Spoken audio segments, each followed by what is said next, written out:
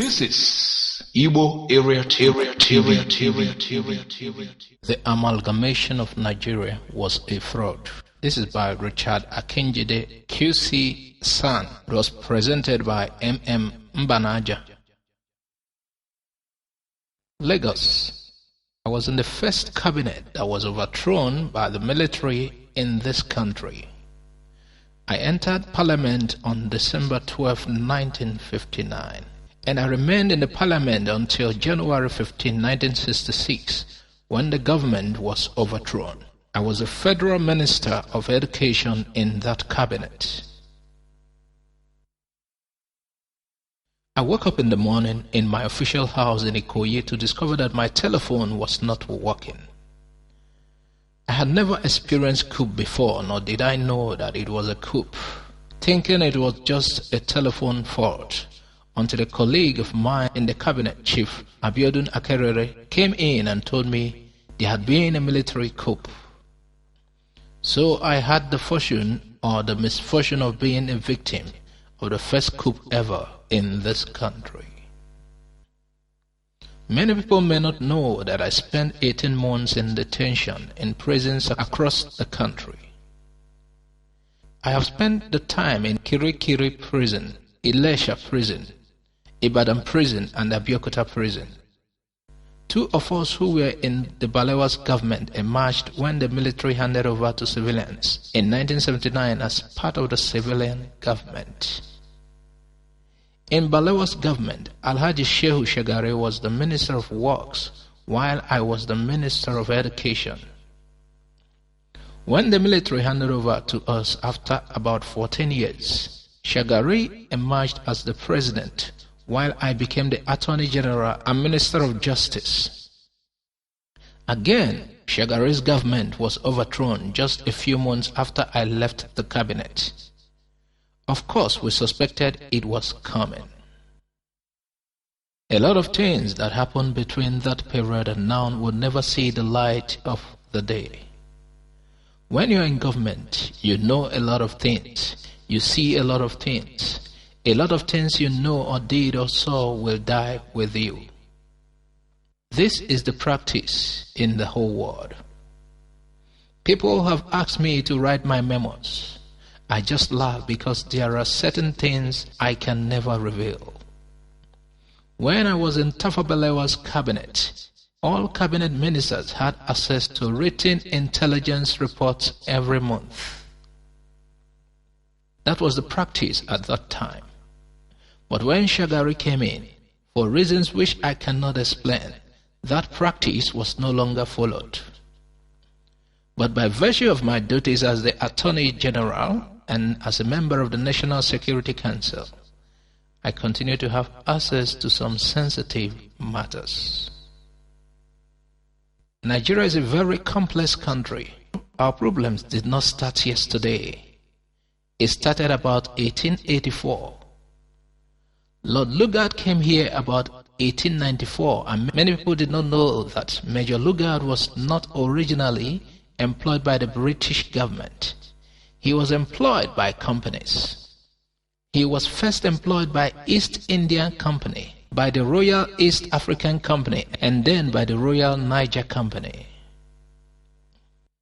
It was from the Royal Niger Company that he was transferred to the British government. Unless you know this background, you will not know the root causes of our problems. The interest of the Europeans in Africa and indeed Nigeria was economic, and it's still economic. They have no permanent friends and no permanent interests. Neither their interests nor their friends are permanent. Nigeria was created as a British sphere of interest for business. In 1898, Lugard formed the West African Frontier Force initially with 2,000 soldiers, and that was the beginning of our problems. Anybody who wants to know the root of all the coups and present problems, and who does not know the evolution of Nigeria, would just be looking at the matter superficially. Our problems started from that time. And Lugard was what they called at that time imperialists. A number of British soldiers, businessmen, politicians were very patriotic, but I must warn you, they were operating in the interest of their country. Lugard became a lord. Nigerians too should operate in the interest of their country.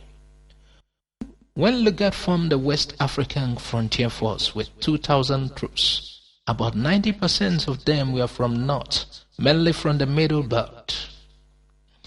And his dispatches to London between that time and January 1914 are extremely interesting. Lugard came here for the purpose, and that purpose was British interest. Between 1898 and 1914, he sent a number of dispatches to London which led to the Amalgamation of 1914.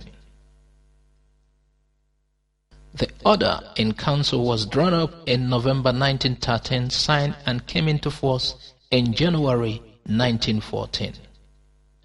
In those dispatches, Lugard said a number of things which are at the root causes of yesterday and today's problems.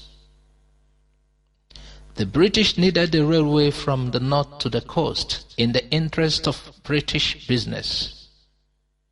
Amalgamation of South, not of the people, became of crucial importance to British business interests. He said the North and the South should be amalgamated. Southern Nigeria came into existence in January 1900. At the centenary of the fall of Benin, I wrote a piece in a number of papers, but before I published the piece, I sent a copy to the Oba of Benin. So when Benin was conquered in 1896, it made the creation of Southern Nigeria Protectorate possible on January 1, 1900. If you remember, Sokoto was not conquered until 1903.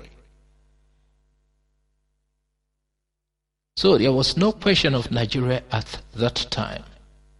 After the conquest of Sokoto, they were able to create the Northern Nigerian Protectorate. Lugard went full blast and created what was to be known as the Protectorate of Northern Nigeria. What is critical and important are the reasons Lugard gave in his dispatches. They are as follows. He said the North is poor and they have no resource to run the Protectorate of the North. That they have no access to the sea, that the South has resources and have educated people. The first Yoruba lawyer was called to bar in 1861. Therefore, because it was not the policy of the British government to bring the taxpayers' money to run the Protectorate, it was in the interest of the British business and the British taxpayer that there should be amalgamation.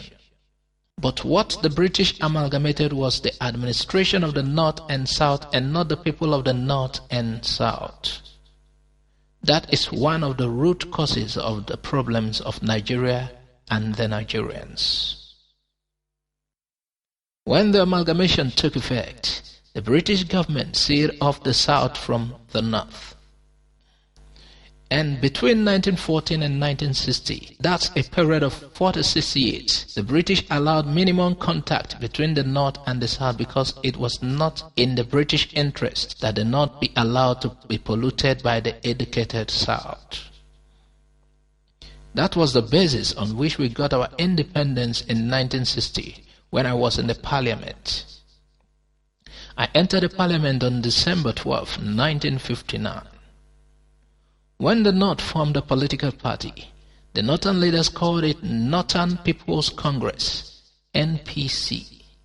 They didn't call it Nigeria People's Congress. That was in accordance with the dictum and policies of Lugard. When Aminu Kano formed his own party, it was called Northern Elements Progressive Union, NEPU, not Nigerian Progressive Union. It was only Awolowo and Zeke who were mistaken that there was anything called Nigeria. In fact, the so-called Nigeria created in 1914 was a complete fraud. It was created not in the interest of Nigeria or Nigerians, but in the interest of the British. And what were the structures created? The structures created were as follows. Northern Nigeria was to represent England. Western Nigeria like Wales. Eastern Nigeria was to be like Scotland. In the British structure, England has permanent majority in the House of Commons. There was no way Wales can ever dominate England. Neither can Scotland dominate Britain. But they are very shrewd. They would allow a Scottish man to become Prime Minister. They would allow a Welsh man to become Prime Minister in London. But the fact remains that the actual power rested in England. That was what Lugard created in Nigeria, a permanent majority for the North. The population figure of the North is also a fraud. In fact, a British colonial civil servant who was involved in the fraud was trying to expose it, but he was never allowed to publish it. The analysis is as follows. If you look at a map of West Africa, starting from Mauritania to Cameroon, and take a population of each country as you move from the coast to the savannah, the population decreases. Or conversely, as you come from the desert to the coast, right from Mauritania to Cameroon, the population increases. The only exception throughout that zone is Nigeria.